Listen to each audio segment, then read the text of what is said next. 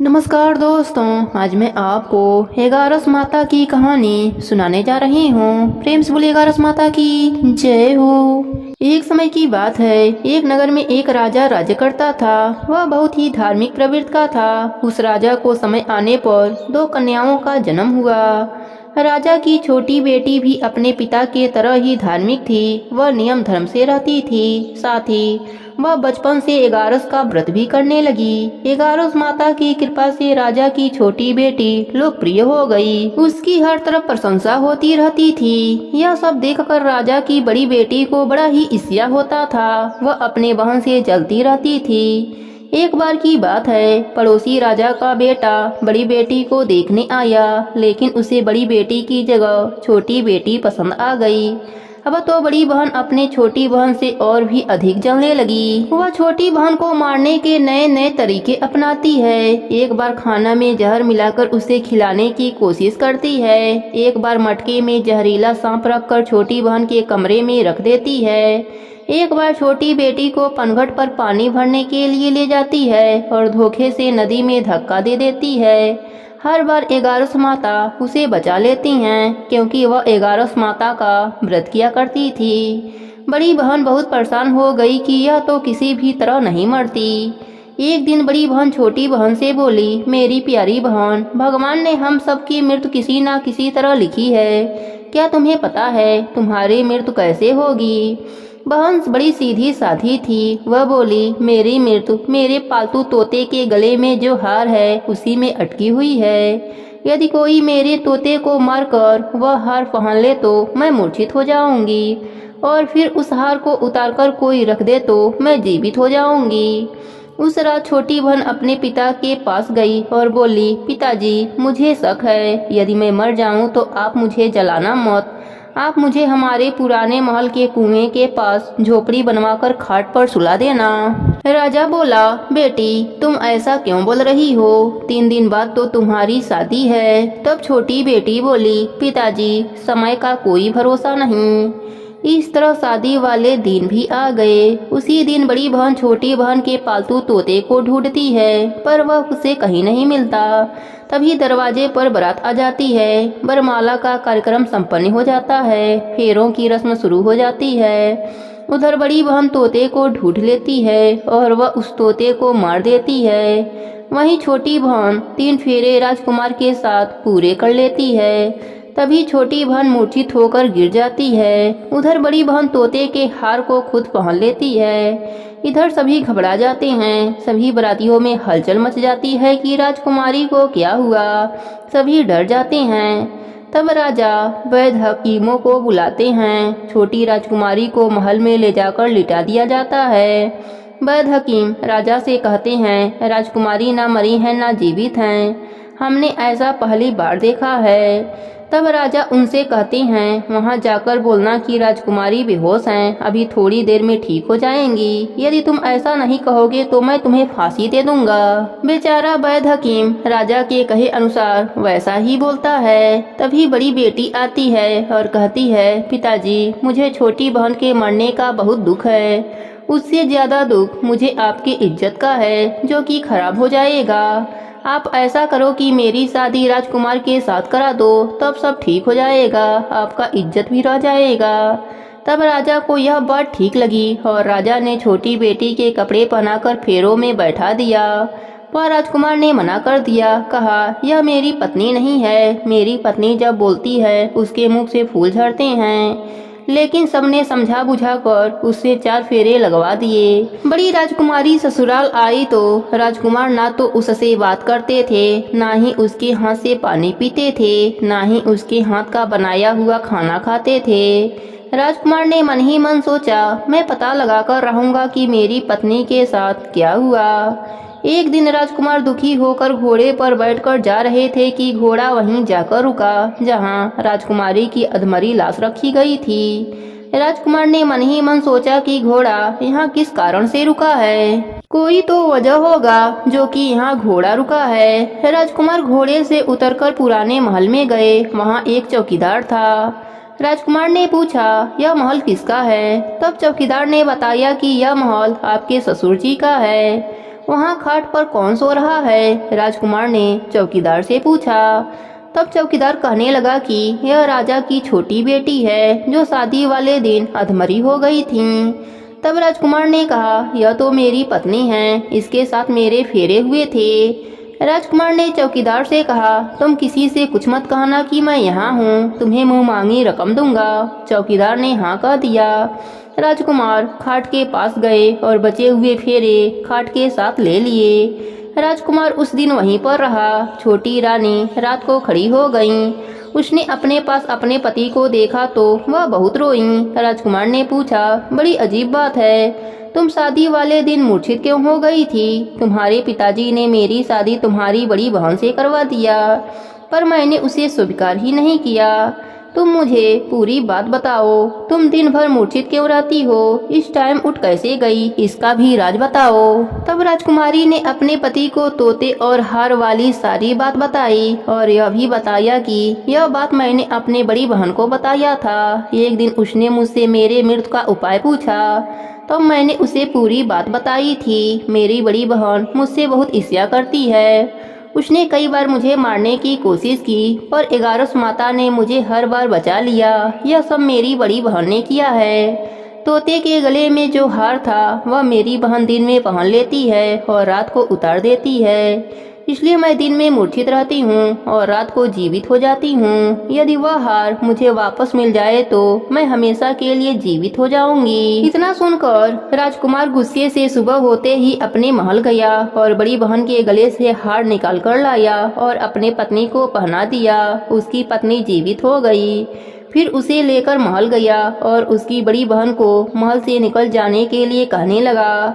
बड़ी बहन रोने लगी और रोते रोते बोली, हे छोटी बहन, तुम्हें क्यों हर खुशी भगवान दे देते हैं और मुझे क्यों दुख देते हैं? इसका रहस्य बताओ। तब छोटी बेटी बोली, तुम्हारे मन में लालच रहता है, इस कारण तुम्हें दुख मिलता है और मैं सबका कल्याण चाहती हूँ, साथ ही 11 का व्रत भी करती हूँ, इसलिए काल भी मेरा कुछ नहीं बिगाड़ सकता। यह सब 11 माता की महिमा है। जो मेरे साथ तुमने कई अनहोनी किया पर हुआ नहीं, हर बार 11 माता ने मेरी रक्षा करी। अब बड़ी बहन की आंखें खुल गई। वह बोली, हे बहन, मुझे क्षमा कर दो, मैं कहाँ जाऊंगी? तुम मेरे लिए एक छोटा सा घर दिलवा दो, मैं उसी में रह लूंगी। छोटी बहन को अपने बड़ी बहन पर दया आ गया। वह राजकुमार से कहकर अपने बड़ी बहन के लिए एक महल दिलवा दिया।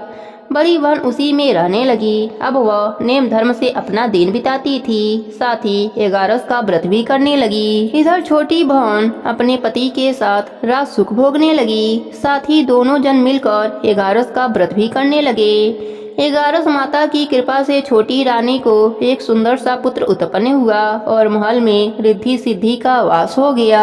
हे 11 माता, जैसे आप छोटी राजकुमारी पर अपनी कृपा करें, वैसे ही अपने सभी भक्तों पर अपनी कृपा बनाए रखना। प्रेम से बोलिए 11 माता की जय हो, विष्णु भगवान की जय हो। एक नगर में एक सेठ रहता था। वह अपने शादी के बाद नए वस्त्र पहनकर अपने पत्नी को लाने पहली बार ससुराल जा रहा था। रास्ते में उसने एक गाय को तालाब की ओर जाते देखा। वह गाय पानी पीने के लिए तालाब में उतर तो गई, लेकिन कीचड़ होने के वजह से वह तालाब से बाहर नहीं निकल पा रही थी। गाय ने उस आदमी को वहां से गुजरते देखा तो उसने उससे मदद मांगी, लेकिन सेठ ने कहा, मैं नया वस्त्र पहना हूँ, मैं अपने ससुराल जा रहा हूँ, अगर मैं तुम्हारी मदद करूँगा तो मेरे कपड़े गंदे हो जाएंगे। गाय माता उदास हो गईं और वह कीचड़ में धंसती जा रही थीं। गाय ने उस सेठ को श्राप दे दिया कि अब से 8 पहर बाद तू गधा बन जाएगा। अब वह सेठ डर गया और गाय से अपने भूल के लिए क्षमा मांगने लगा, लेकिन तब तक गाय पूरी तरह पानी में डूब चुकी थी। वह सेठ पछताता हुआ उदास मन से अपने ससुराल पहुंचा। जाते ही उसने अपनी पत्नी को ले जाने की रट लगा दी। सभी ने उसे बहुत आग्रह किया कि अभी तो तुम आए हो, कम से कम एक रात यहाँ रुक जाओ, लेकिन वह रुकने के लिए तैयार न हुआ। तब उसकी पत्नी ने कहा कि जब सभी लोग इतना कह रहे हैं तो आप एक दिन के लिए क्यों नहीं रुक जाते। तब उसने अपने पत्नी को गाय के श्राप वाली बात बताई। उसकी पत्नी उसी वक्त अपने मायके से विदा लेकर पति के साथ चल पड़ी। 8 पहर बाद वह आदमी गधा बन गया। और पूरा दिन घर में पड़ा रहता। कुछ दिनों के बाद घर में खाने पीने के लाले पड़ गए। तब उसने अपने पत्नी से कहा कि मुझे लेकर बाहर मजदूरी करो। तब उसकी पत्नी उसे लेकर बाहर गई और नगर के राजा के यहाँ मजदूरी का काम करने लगी। उसे वहाँ बोझ उठाते देख लोगों ने कहा कि तुम्हारे पास तो गधा है, फिर तुम बोझ क्यों उठा रही हो? परंतु उसने कोई उत्तर नहीं दिया और अपना काम करती रही। दूर से यह सब राजा भी देख रहा था। उसने भी उसे यही कहा कि तुम्हारे पास तो गधा है, फिर तुम यह बोझ क्यों उठा रही हो? तब उसने राजा से कहा कि यह गधा नहीं है, यह मेरे पति हैं। उसने गाय के श्राप वाली पूरी बात राजा को बताई। राजा ने अपने नगर में विद्वानों और पंडितों को बुलाकर इसका उपाय पूछा। तब एक विद्वान ने बताया कि जिस किसी ने 101 एगारस का व्रत किया हो तो वह अपने पुण्य का फल इसे दे दे तो यह अपने असली रूप में आ सकता है। यहाँ हम आपको एगारस का अर्थ स्पष्ट कर देते हैं। 11 एकादशी व्रत रखने पर 1 एगारस पूरा होता है और 22 एकादशी का व्रत रखने पर 2 एगारस पूरा होता है। ऐसे ही जिसने 101 बार 11-11 एकादशी के व्रत किए हों, उसके पुण्य के फल से वह आदमी अपने असली रूप में आ जाएगा। राजा ने अपने पूरे नगर में घोषणा करा दी, लेकिन किसी ने भी पूरे 101 एगारस नहीं किए थे। कई दिन बाद उन्हें एक बुढ़िया मिली जिसने 101 एगारस पूरे कर लिए थे। राजा ने उस बुढ़िया को उसका फल देने को कहा, लेकिन वह बुढ़िया 100 एगारस एकादशी का फल देने को तैयार हुई, क्योंकि 1 एगारस का फल वह खुद अपने लिए रखना चाहती थी, जिससे कि उसे मोक्ष की प्राप्ति हो और वैकुंठ धाम में वास मिले। इतना बताकर उसने अपने 100 एगारस एकादशी का फल उस सेठ को दे दिया। तब वह गधा से मनुष्य रूप में आ गया, लेकिन 1 एगारस कम होने के वजह से गधे की पूंछ उसके शरीर से नहीं गई। एकादशी व्रत की यह महिमा देखकर वह पति पत्नी एगारस का व्रत करने का निर्णय लिया।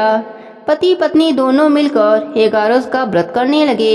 1 एगारस पूरा होते ही सेठ की पूंछ गायब हो गई और एगारस माता की कृपा से उनका घर अन्य धन से भर गया। हे एगारस माता, जैसे आपने सेठ पर अपनी कृपा करी, वैसे ही अपने सभी भक्तों पर अपनी कृपा बनाए रखना। प्रेम से बोले एगारस माता की जय हो, विष्णु भगवान की जय हो। एक नगर में एक वैश्य रहता था। वह अत्यंत ही पाप कर्म में लिप्त रहता था। वह पैसों के लिए जानवरों का बलि इत्यादि का कार्य भी किया करता था। एक बार वह नदी किनारे जानवरों के तलाश में गया। वहाँ पर बड़े बड़े ऋषिगण नदी स्नान करने आए थे। उनके दर्शन मात्र से उस पापी वैश्य का पाप कुछ हल्का हुआ। उसके हृदय में ज्ञान का संचार हुआ। वह महर्षि के पास जाकर उन्हें प्रणाम करके उनसे कहा, हे प्रभु, मैं महाअधर्मी हूँ, महापापी हूँ, अपने किए गए कर्मों का फल भोग रहा हूँ। प्रभु, मुझे कोई ऐसी युक्ति बतलाइए कि मैं बिना धन के पाप से मुक्त हो जाऊं। उस पापी वैश्य के ऐसे वचन को सुनकर मुनि के हृदय में दया आ गई। उन्होंने कहा, वैश्य, सावधान होकर मेरी बातों को सुनो। हर मास में 2 एकादशी पड़ते हैं।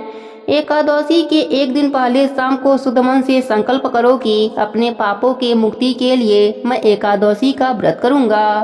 इस प्रकार संकल्प कर एकादशी के प्रातः काल शौच इत्यादि से निवृत्त होकर स्नान आदि कर भगवान का पूजन एवं ध्यान करो। दिन भर और रात भर भोजन पान का त्याग कर केवल भगवत भजन करो। द्वादशी को व्रत का पारण कर किसी ब्राह्मण को कुछ दे दो, तुम्हारा पाप अवश्य ही नष्ट हो जाएगा। वह वैश्य मुनि के वचनों को सुनकर अपने घर आया और नियम अनुसार वह एगारस का व्रत करने लगा। एगारस व्रत के प्रभाव से उसके समस्त पाप नष्ट हो गए और वह परम पद को प्राप्त हुआ। एगारस के समान सरल एवं फल देने वाला और कोई दूसरा व्रत नहीं है। प्रेम से बोलिए विष्णु भगवान की जय हो। गर्ग संहिता में एक सुंदर संवाद आता है, जिसमें एक दिन वृंदावन में सभी गोपियां श्रीमती राधा रानी से पूछती हैं कि हे दिव्य स्वरूपे कमल लोचने वृषभानु नंदने, हे श्री राधे, जो देवताओं के लिए भी अत्यंत दुर्लभ है, वे श्री नंद नंदन तुम्हारे बस में रहते हैं। हे राधे, तुम विश्व मोहिनी हो और संपूर्ण शास्त्रों के ज्ञान में पारंगत भी हो, इसलिए आप हमें श्री कृष्ण की प्रशंसा के लिए कोई शुभ व्रत बतलाइए। इसके उत्तर में श्री राधा रानी गोपियों से कहती हैं कि श्री कृष्ण की प्रशंसा के लिए आप सब 11 का अनुष्ठान करो, उससे साक्षात श्री कृष्ण तुम्हारे बस में हो जाएंगे, इसमें कोई संशय नहीं है। प्रेम से बोलिए वृंदावन की जय हो, राधा रानी की जय हो।